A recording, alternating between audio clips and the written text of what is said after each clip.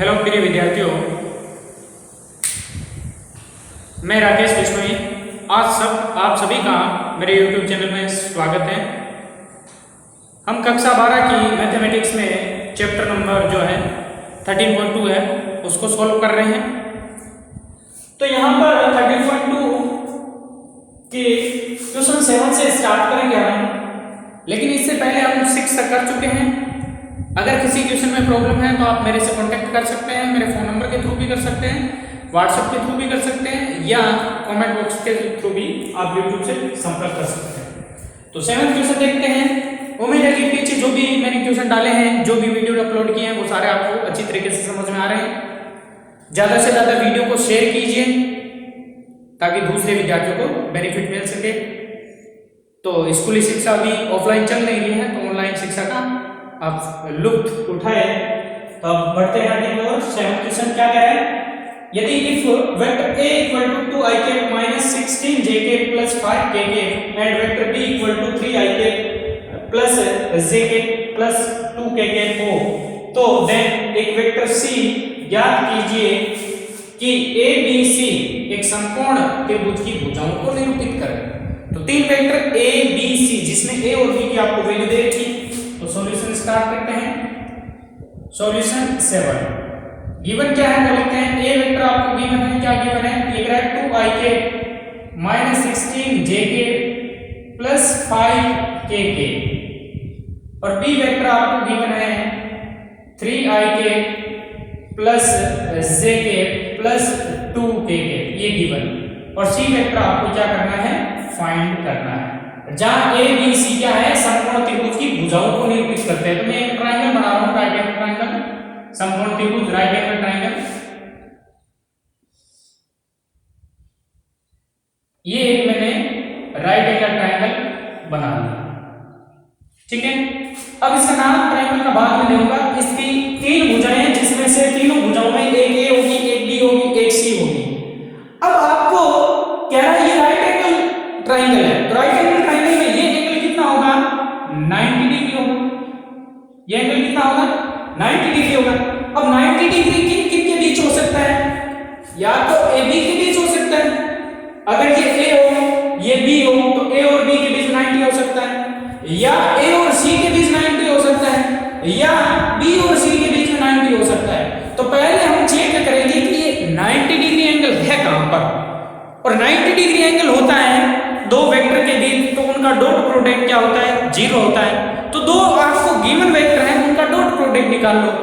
अगर वो 0 हो गया तो इसका मतलब दिए गए वेक्टर के मध्य जो कोण है वो कितने डिग्री होगा? 90 डिग्री होगा। तो यहां सबसे पहले दो दिए गए वेक्टर a और b है, इनका डॉट प्रोडक्ट निकालते हैं। तो a डॉट b निकालते हैं।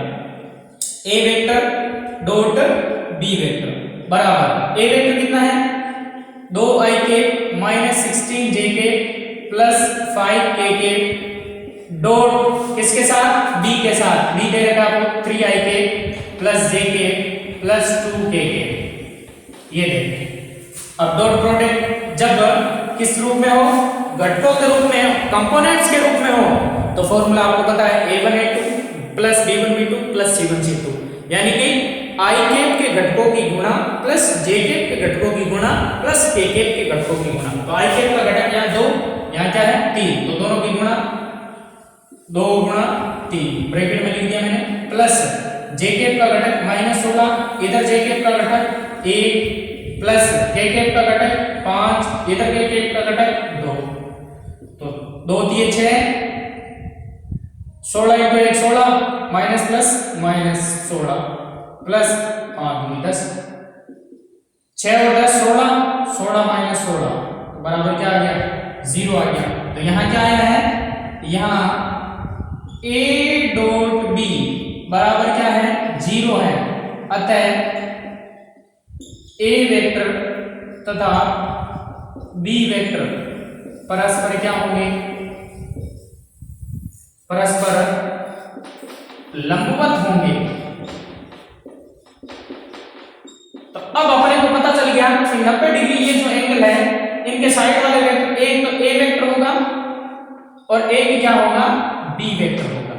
एक a होगा, b होगा, तो ये क्या हो जाएगा? c vector.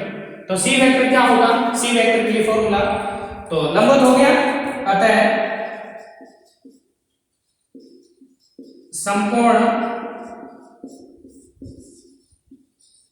त्रिभुज में कर्ण सी वेक्टर होगा, इसलिए सी वेक्टर बराबर क्या होगा, सदिश नियम क्या होता है कि ए का योग अन्य दो के बराबर होता है, ए का मान अन्य दो के योग के बराबर होता है, ए वेक्टर प्लस बी वेक्टर।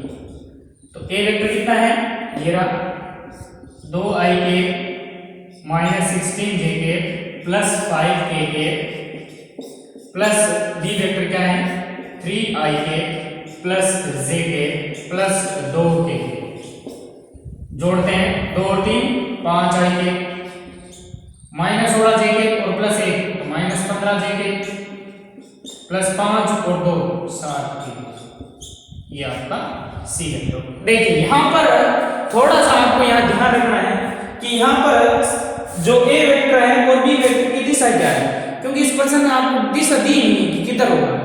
वैसे वेक्टर की दिशा अगर लें तो इस राइट एंगल को मैं नीचे बना रहा हूं, इसमें दिशा दी नहीं है कि ये किस दिशा में होगा। अगर इस क्वेश्चन में थोड़ा सा ही कर लेता कि यहां पर ए वेक्टर की दिशा ये है, बी की ये दिशा है, यानी कि इन दोनों सदिशों का प्रारंभिक बिंदु एक कर देता तो फिर मामला बन सकता था। तो यहां पर ये वेक्टर ए मानते हैं, ये वेक्टर बी मानते हैं और ये वेक्टर क्या है सी है, ये वेक्टर क्या है सी है। अब ए की दिशा मान लो, ये मान ली मैंने, ठीक है। अब इन दोनों का योग कब होगा, जब दोनों एकांतर क्रम हो, एक ही क्रम हो। तो अगर इसकी ये दिशा है तो इसकी भी क्या होगी, इधर नीचे होगी, तब क्या होगा एक ही क्रम में दो सदिशों का योग तीसरे के क्या होता है विपरीत क्रम के बराबर होता है। तो इसका विपरीत क्रम क्या होगा, ये इधर से आ रहा है तो इसके सामने से ये, तो सी वेक्टर बराबर क्या होगा ए वेक्टर प्लस बी वेक्टर। लेकिन यहाँ दिशा नहीं हो सकता बी ऊपर की ओर हो, तो बी ऊपर की ओर होगा तो यहाँ माइनस बी वेक्टर हो जाएगा। तो ये थोड़ा सा यहाँ ध्यान रखने की बात है। तो इसमें तो ये क्वेश्चन नंबर आपका कौन सा हो गया 7 क्वेश्चन हो गया, दो सदिशों के योग के बराबर हमने ले लिया। अब 8th क्वेश्चन की तरफ बढ़ते हैं। 8th की तरफ बढ़ते हैं। 8th क्वेश्चन कह रहा है इफ यदि मॉड्यूलस a प्लस b का मापांक a और b वेक्टर है तो दोनों का योग भी क्या होगा सदिश होगा, सदिश का मापांक बराबर है a माइनस b का मापांक। तो सिद्ध कीजिए a और b परस्पर लंब सदिश है। तो परस्पर लंब सदिश है a डॉट b बराबर क्या आएगा 0 आएगा। तो यहाँ गिवन क्या है उसी से अपन स्टार्ट करते हैं, बिल्कुल इजी से क्वेश्चन है। गिवन आपको है कि modulus a plus b vector बराबर है modulus a minus b vector. यहाँ गलती ये मत कर देना कि मोड से मोड हट गया, a से a कट गया, b बराबर माइनस b, b बराबर माइनस b तो b इधर गया तो b बराबर c, ऐसे नहीं करना हमको। जब मॉड्यूलस बराबर हो तो मॉड्यूलस बराबर है तो हमें क्या करना है यहाँ पे वर्ग करना है, वर्ग करके इसको किस में कन्वर्ट करना है सदिश के रूप में कन्वर्ट करना है, क्योंकि a वेक्टर और b वेक्टर परस्पर लंब सदिश है तो a डॉट b बनाना है। तो इन दोनों तरफ क्या कर देंगे squaring both side, squaring on both side, दोनों पक्षों में वर्ग करने पर जैसे ही वर्ग करूंगा तो इधर हो जाएगा a vector plus b vector का square equal to a vector minus b vector का स्क्वायर। और जब कभी भी मापांक का स्क्वायर होगा तो मापांक का स्क्वायर होता है तो उसको सदिश के समान सदिश के डॉट प्रोडक्ट के रूप में लिख सकते हैं। यानी कि सदिश क्या है, इसमें सदिश है a vector plus b vector, तो डॉट क्या लिख सकता हूं a vector plus b vector लिख सकता हूं। इसी प्रकार सामने वाले को a vector minus b vector dot a vector minus b vector. देखो तुम्हारे दिमाग में ये भी आएगा कि a प्लस b का होल स्क्वायर लगा दे, a प्लस b का होल स्क्वायर करेंगे a square plus b square plus 2ab, तो 2ab a और b के बीच में आपको डॉट लगाना पड़ेगा, और डॉट किससे आएगा इसी से आएगा। तो ये ध्यान रखना, इसमें सीधा स्क्वायर नहीं करेंगे, इस रूप में करके करेंगे सीधा स्क्वायर, वैसे स्क्वायर के बराबर होगा, लेकिन 2ab जैसे करेंगे तो 2ab, तो ab के बीच में गुणा लगाएंगे या डॉट लगाएंगे, कई बार गुणा लगा देंगे तो लेकिन गुणा नहीं है डॉट प्रोडक्ट के बराबर होता है, तो डॉट प्रोडक्ट है। तो a को a से मल्टीप्लाई करेंगे तो a मल्टीप्लाई क्या डॉट प्रोडक्ट ए डॉट, फिर प्लस ए का डॉट प्रोडक्ट बी के साथ ए डॉट बी, फिर प्लस बी का डॉट प्रोडक्ट ए के साथ बी डॉट ए, फिर प्लस बी का डॉट प्रोडक्ट बी के साथ बी डॉट बी बराबर। अब इधर करते हैं ए का डॉट प्रोडक्ट ए के साथ ए डॉट ए, फिर ए का डॉट प्रोडक्ट माइनस बी के साथ माइनस ए का डॉट प्रोडक्ट बी के साथ, फिर माइनस बी का डॉट प्रोडक्ट ए के साथ तो माइनस बी डॉट ए, फिर माइनस माइनस प्लस बी का डॉट प्रोडक्ट बी के साथ बी डॉट बी। अब इधर देखिए ए डॉट ए स्क्वायर लिख सकता हूं या इसको ऐसे भी लिखा जा सकता है मापांक ए का square plus A dot B sorry, plus इसको भी बी डॉट ए को ए डॉट बी लिख सकता हूं, एक ही बात है क्योंकि क्रम नियम होता है सदिश होगा अदिश गुणनफल क्या होता है क्रम नियम होता है, प्लस बी डॉट बी को क्या लिख सकता हूं मापांक बी का स्क्वायर बराबर ए डॉट ए को मापांक ए का स्क्वायर, फिर माइनस ए डॉट बी का ए डॉट बी, फिर माइनस बी डॉट ए को क्रम विनिमय गुणधर्म से ए डॉट बी लिख सकता हूं, प्लस बी डॉट बी क्या हो गया मापांक बी का स्क्वायर। या क्रम विनिमय गुणधर्म क्यों लगाया क्योंकि बी डॉट ए बराबर क्या होता है ए डॉट बी क्रम विनिमय गुणधर्म से, अदिश गुणनफल क्रम विनिमय होते हैं। तो यहां से ए स्क्वायर यहां से ए स्क्वायर कट गया, यहां से बी स्क्वायर यहां से बी स्क्वायर कट गया, पीछे कितने हुए दो ए डॉट बी दोनों जुड़ जाएंगे सेम है बराबर, इधर भी ये दोनों सेम है लेकिन माइनस है तो माइनस दो ए डॉट बी, माइनस नहीं होता तो ये भी कट जाता, इधर आएगा प्लस हो जाएगा तो दो और दो कितने हो गए चार ए डॉट बी बराबर जीरो, तो ए डॉट बी बराबर क्या हुआ जीरो। ठीक है तो ए डॉट बी जीरो होने का मतलब क्या हुआ ए डॉट बी सदिश ए और बी का अदिश गुणनफल जीरो है, इसका मतलब ए और बी क्या होंगे परस्पर लंब सदिश होंगे। तो अतः सदिश ए तथा बी परस्पर लंब सदिश है, यही आपको प्रूव करना था कि ए और बी परस्पर कैसे सदिश है लंब सदिश है। तो क्लियर है, ये हो गया आपका 8th क्वेश्चन। अब बढ़ते हैं 9th क्वेश्चन की तरफ बढ़ते हैं 9th क्वेश्चन की तरफ। क्या कह रहा है 9th क्वेश्चन में यदि बिंदुओं ए बी सी डी चार बिंदु दे रखे हैं जिनके निर्देशांक कोऑर्डिनेट क्रमशः है क्या क्या दे रखे हैं 3 2 4 ए के निर्देशांक बी के निर्देशांक सी के और डी के ये हैं, तो सिद्ध कीजिए रेखाएं ए बी और सी डी परस्पर लंब सदिश परस्पर लंब है। तो जब निर्देशांक दिए होते हैं उनको अपने को प्रूव करना है कि ये लंब है, तो लंब है तो इसका मतलब क्या है लंब के लिए शर्त क्या थी सदिश में क्या शर्त है कि दो सदिश कब लंब होते हैं जब उनका डॉट प्रोडक्ट जीरो है, तो हम क्या करते हैं इस रेखा AB और रेखा CD को सदिश में कन्वर्ट कर देंगे, तो AB सदिश और CD सदिश निकालेंगे। AB सदिश दो जब बिंदु दे रखे हों तो उनके सदिश कैसे निकलते हैं पहले दूसरे सदिश का स्थिति सदिश माइनस पहले सदिश का स्थिति सदिश वैसे करते हैं। तो यहाँ AB सदिश निकालते हैं और CD अगर वो दोनों परस्पर दोनों का डॉट प्रोडक्ट जीरो हो गया तो रेखा ही परस्पर क्या हो जाएगी लंबवत होगी। तो आपको गिवन क्या आपको लिखते हैं सबसे पहले सॉल्यूशन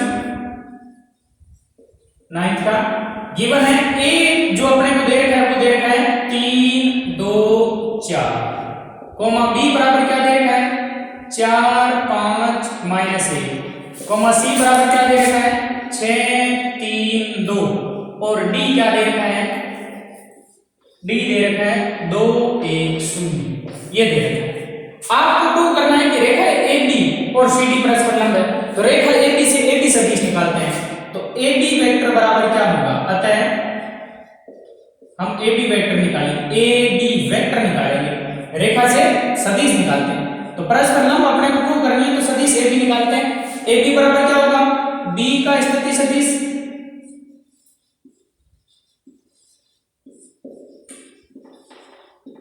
माइनस A का स्थिति सदिश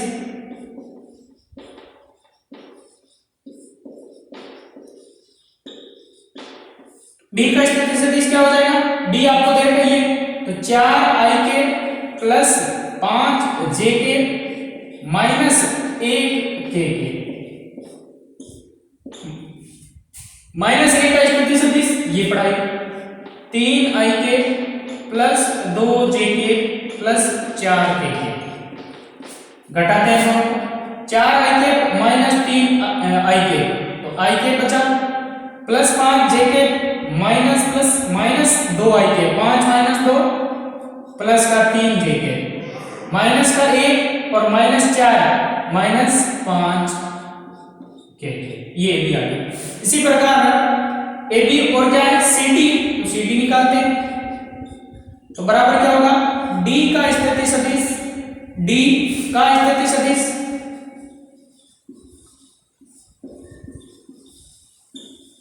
माइनस सी का स्थिति सदिश position vector of D minus position vector of C तो बराबर डी क्या है आपका निर्देशांक 2 1 0 है तो 2 i के प्लस j के प्लस 0 के 2 i के प्लस j के प्लस 0 के माइनस सी का स्थिति सदिश 6 3 2 6 i के 3 j के और 2 के तो 6 i के प्लस 3 j के प्लस 2 के तो घटाओ 2 i के माइनस 6 तो माइनस 4 i के प्लस j और माइनस 3 तो माइनस 2 j के और 0 माइनस 2 तो माइनस 2 ये आ गया सी डी। अब हमें क्या निकालना है ए बी और सी डी अब क्या निकालेंगे A B vector dot C D vector ये निकालते हैं ए बी वेक्टर कितना है ये i के प्लस 3 j के माइनस 5 के डॉट प्रोडक्ट है माइनस 4 i के माइनस 2 j के माइनस 2 के साथ करते हैं गुणा इसका घटक 1 इसका घटक माइनस 4 प्लस j के का घटक 3 और इधर j के का घटक माइनस 2 फिर प्लस j के का घटक माइनस 5 और इधर है माइनस 2 गुणा कीजिए 1 into minus 4 minus 4 plus minus minus 2 दिए 6 minus minus plus plus into plus plus 2 पंजे 10 तो ये माइनस 10 प्लस 10 क्या आ गया 0 आ गया। अब ए बी डॉट यहाँ क्या आ गया यहाँ लिखना आगे A B dot C D बराबर क्या है 0 अतः ए बी सदिश तथा सी डी सदिश परस्पर लंबवत है इसलिए देयरफॉर रेखाएं ए बी तथा सी डी परस्पर क्या होंगी लंबवत होगी। तो जो रेखा है उसको सदिश में कन्वर्ट करके हमने क्या किया डॉट प्रोडक्ट 0 लिया है तो वो रेखा परस्पर क्या होगी लंबवत होगी। इस तरह से 9th अपना सोल्व होता है। अब नेक्स्ट क्वेश्चन 10th की तरफ बढ़ते हैं। तो 10th क्वेश्चन की तरफ बढ़ते हैं। क्या दे रखा है 10th क्वेश्चन में किसी सदिश a के लिए सिद्ध कीजिए कि a वेक्टर बराबर है a डॉट i के ब्रैकेट में बंद फिर i के। देखो यहां पर ना डॉट प्रोडक्ट का चिन्ह है ना क्रॉस प्रोडक्ट का चिन्ह है, सिंपली गुणा है। कैसे सिंपली गुणा होगी क्योंकि ये सदिश है और i के भी एक सदिश का घटक है, दोनों का डॉट प्रोडक्ट निकालूंगा तो ये एक अदिश राशि है। तो ब्रैकेट वाली क्या है अदिश राशि, फिर i के साथ लेऊंगा i का अदिश घटक है। इसी प्रकार j का अदिश घटक k का अदिश घटक इसके, ठीक है। अब बढ़ते हैं आगे। तो जो प्रूव करना है क्या प्रूव करना है वो देखते हैं। तो सॉल्यूशन क्या प्रूव करना है, आपको प्रूव करना है कि a वेक्टर बराबर a वेक्टर डॉट i के plus a vector dot j के plus a vector dot k के ये प्रूव करना है आपको। तो क्या करते हैं इस प्रश्न में हम a वेक्टर को मान लेते हैं।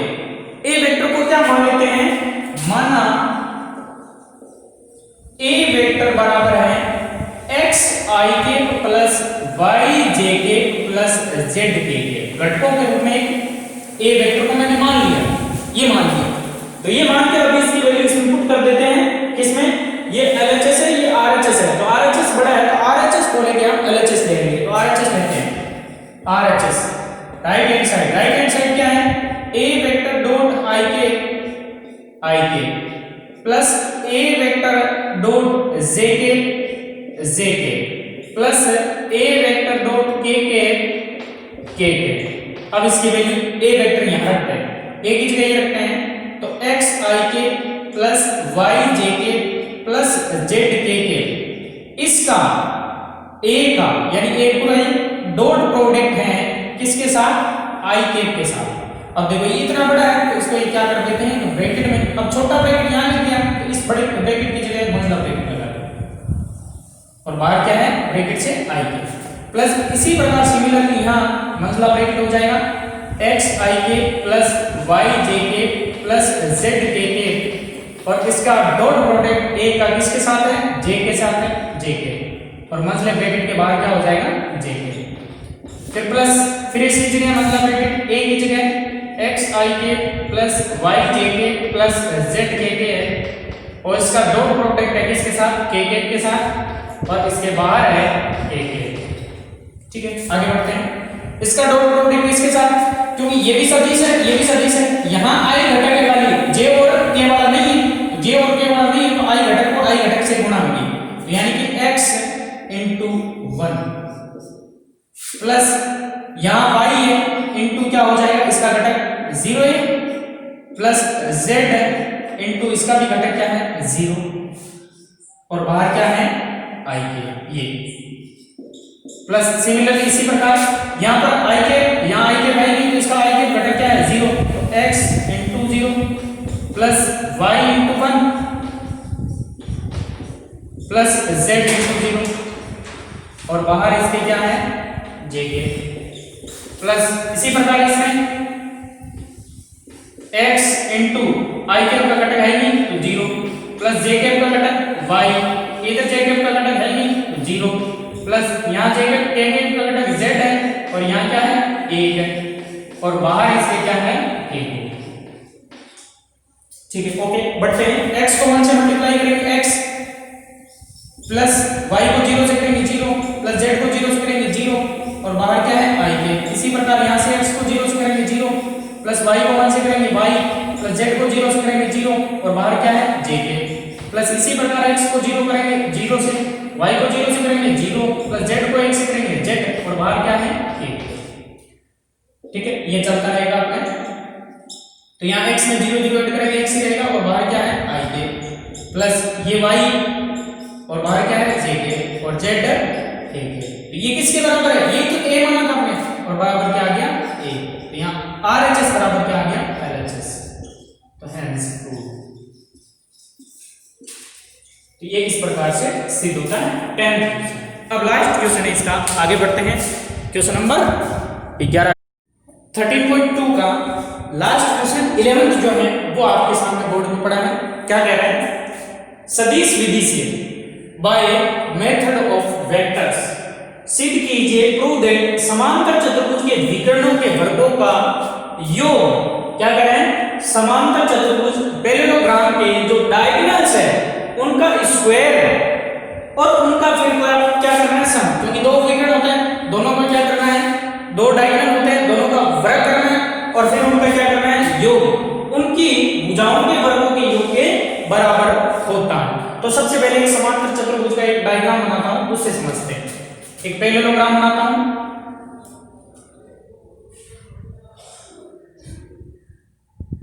थोड़ा सा बड़ा बना लेते हैं ताकि समझने में सुविधा होगी।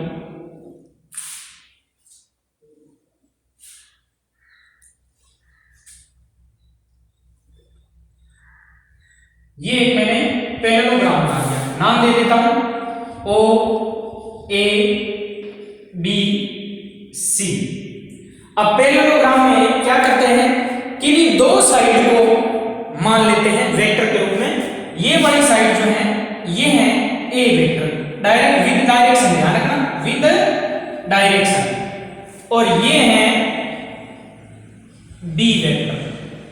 तो इसका डायरेक्शन ये होगा,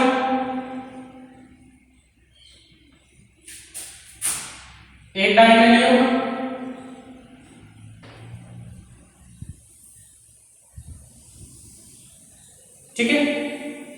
इस डायगोनल की डायरेक्शन ये मान लेते हैं और इस डायरेक्शन इसकी कौन सी मान लेता हूं, इधर वाली मान लेता हूं, चाहे ऊपर वाली मान सकते हैं, कोई भी मान सकते हैं, मैं ये मान लेता हूं। ठीक है, तो हम सबसे पहले सॉल्यूशन स्टार्ट करते हैं। पहले इसको वेक्टर के रूप में लिखते हैं। क्या है कि ओ ए बी सी मान रहे हैं, माना ओ ए बी सी समांतर चतुर्भुज है जिसमें दो वेक्टर मैंने माने हैं, बाकी अपने आप ही बनते जाएंगे, जिसमें ओ ए वेक्टर बराबर क्या है, ए वेक्टर, तथा ओ सी वेक्टर बराबर क्या है, बी वेक्टर। तो ये दोनों ए और बी वेक्टर हैं। अतः अब इन दोनों से ये पता चल जाएगा विकर्ण कितना कितना है। तो अतः विकर्ण OB वेक्टर क्या होगा, सदिश नियम से। सदिश नियम क्या कहता है, देखो ये B वेक्टर है तो ये भी क्या होगा, B वेक्टर। ये साथ में लिख लेता हूं, ये भी साथ, इसके साथ में चलने देते हैं, कोमा लगा के लिख देता हूं। ओ ए वेक्टर इक्वल टू क्या है, ए वेक्टर है, कोमा ओ सी वेक्टर क्या है, बी वेक्टर है। चारों भुजाओं को लिख लेता हूं, कोमा जब ओ सी बी वेक्टर है तो ए बी भी कितना होगा, ए बी वेक्टर बराबर क्या होगा, बी वेक्टर, तथा एक और बचा हुआ है जो क्या होगा, इसी डायरेक्शन में ओ ए की डायरेक्शन में सी बी वेक्टर कितना होगा, ये भी ए वेक्टर होगा। ये चारों भुजा मान ली। अब विकर्ण क्या होगा, OB वेक्टर बराबर कौन से त्रिभुज से, OB कहां आ रहा है, OB इसमें आ रहा है, और ऊपर वाले में तो मैं ये ट्रायंगल ले लेता हूं OAB। तो विकर्ण देखो, त्रिभुज नियम क्या कहता है, त्रिभुज नियम कहता है कि दो एकांतर क्रम में एक ही क्रम में भुजाओं का योग, यानी A और B का क्रम एक ही है तो A + B, और उसके सामने विपरीत क्रम से OB के बराबर होगा। OB वेक्टर बराबर क्या हो जाएगा, A वेक्टर + B वेक्टर। और चाहे तो समांतर चतुर्भुज का विकर्ण वाला नियम लगा दो बोले, तो विकर्ण ये हो गया। तथा दूसरा विकर्ण जिसके डायरेक्शन में क्या है, ये वाली CA वेक्टर, तो CA वेक्टर बराबर क्या होगा, अब CA वेक्टर देखो, CA वेक्टर ये, तो CA वेक्टर बराबर क्या है, इसके विपरीत दिशा में कौन है, इसके विपरीत दिशा में ये है A वेक्टर, और इसको विपरीत दिशा में लगाएंगे तो -B वेक्टर, तो A वेक्टर माइनस क्या हो जाएगा, B वेक्टर। ठीक है, ये विकर्ण हो गई। ऐसे करते हैं तो विपरीत दिशा में इसके कौन होता है, ऐसे के विपरीत दिशा में एक ये B होता और इसको इधर लाना पड़ता, -A हो जाता है, ऐसे करते तो उल्टा हो जाता। तो ये थोड़ा सा त्रिभुज नियम से ध्यान रखना, क्योंकि त्रिभुज नियम में देखो, अगर इसको हम ले रहे हैं तो B + CA बराबर A वेक्टर होगा, तो B इधर लाएंगे -B वेक्टर हो जाएगा। ठीक है, ये हो गया। और प्रूव क्या करना है कि विकर्णों के वर्गों का योग, प्रूव क्या करना है, प्रूव दैट, सिद्ध करना है। क्या सिद्ध करना है, विकर्णों के वर्गों का योग। तो विकर्ण कौन कौन है, OB प्लस क्या है, CA। ठीक है, विकर्णों के वर्गों का योग बराबर सिद्ध करना है भुजाओं के वर्गों के योग के बराबर, OA² plus AB² plus CB² plus OC², इसके बराबर आपको प्रूव करना है। या अर्थात वेक्टर की भाषा में देखें तो OB का मतलब क्या है, OB क्या है, O से B तक का परिणाम किसका, OB वेक्टर का, यानी कि OB वेक्टर का परिणाम प्लस CA वेक्टर का परिणाम बराबर OA वेक्टर का परिणाम स्क्वायर प्लस AB वेक्टर का परिणाम का स्क्वायर प्लस CB वेक्टर के परिणाम का स्क्वायर प्लस OC वेक्टर का परिणाम का स्क्वायर। एक ही बात है। तो अब हम क्या करते हैं, इसकी लेफ्ट साइड लेते हैं LHS। LHS में OB वेक्टर का स्क्वायर प्लस CA वेक्टर का स्क्वायर बराबर, OB को मैं क्या लिख सकता हूं, OB क्या है यहाँ पे, तो क्या लिखा है OB, A vector plus B vector, A vector plus B vector का स्क्वायर प्लस CA वेक्टर क्या है, A vector minus B vector का स्क्वायर। क्लियर? तो बराबर इसको क्या लिख सकता हूं, सदिश गुणन के रूप में लिख सकता हूं। इसको लिख सकता हूं A vector plus B vector dot A vector plus B vector plus इसी प्रकार से मिलेंगे, इसको लिख सकता हूं A vector minus B vector dot A vector minus B vector. Clear? कोई दिक्कत नहीं होनी चाहिए। ए का डॉट प्रोडक्ट ए के साथ, तो A vector dot A vector plus A का डॉट प्रोडक्ट बी के साथ, तो A vector dot B vector plus B का डॉट प्रोडक्ट ए के साथ B dot A plus B का बी के साथ B dot B plus A का ए के साथ ए डॉट ए, फिर ए का माइनस बी के साथ minus A dot B vector, फिर माइनस बी का ए के साथ तो माइनस बी डॉट ए और minus minus plus B dot B. Clear?